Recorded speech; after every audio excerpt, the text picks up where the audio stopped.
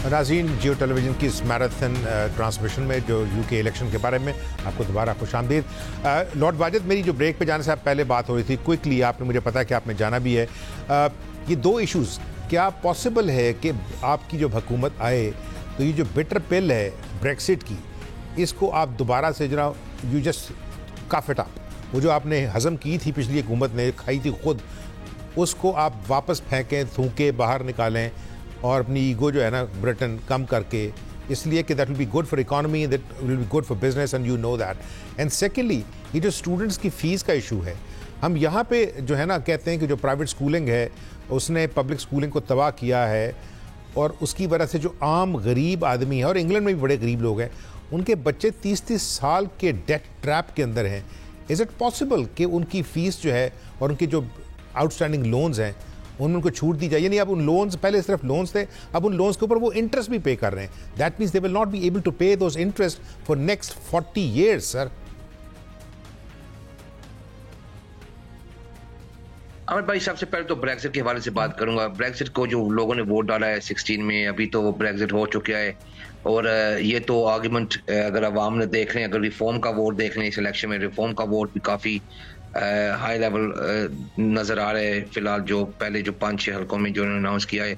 तो ब्रेक्सिट का आर्गुमेंट तो हमने वो पार्टी लेवल मंशूर में हमने इसको छेड़ा नहीं है, क्योंकि इसको सिर्फ ये कहा है कि जिस तरीके से वो ब्रेक्सिट इन्होंने किया है, डैमेजिंग निगोशिएशंस की हैं, हमारी जो वकार और इज्जत और हैसियत इंटरनेशनली इन्होंने डैमेज किया है, जो टोरी कॉमन में हमारा ये मौक़िफ़ है। एक देखेंगे क्या होगा इन टर्म्स ऑफ आवर। लेकिन आप एग्री करेंगे ना कि देखें, बहुत सारे वो पॉलिटिशियन जो हैं जो रिमेनर थे वो ब्रेक्सिटियर हुए हैं, वो इस वजह से कि वोट उनके खिलाफ चला गया, वो सारे रिमेनर थे, they wanted to remain in Europe. लेकिन जब उन्होंने देखा कि वो बहुत सारे जो बुजुर्ग बाबे हैं जिनको अपनी हिस्ट्री याद आती थी, अब बहुत सारे उसमें से बेचारे फौत भी हो चुके हैं उस वक्त से, हज़ारों, तो वो एक गलत फैसला था। लेकिन ये कहना कि चूंकि फैसला हो गया है तो उसके साथ स्टे करना पड़ेगा, sir, in the interest of the nation and the public and the future, at times you have to take difficult decisions. लेकिन भाई, मैं खुद अमर साहब, मैं वाज अ रिमेनर, मैं यूरोपियन पार्लियामेंट में मुंतखब हुआ था, मैं यूरोपियन पार्लियामेंट मैंने सर्व किया है।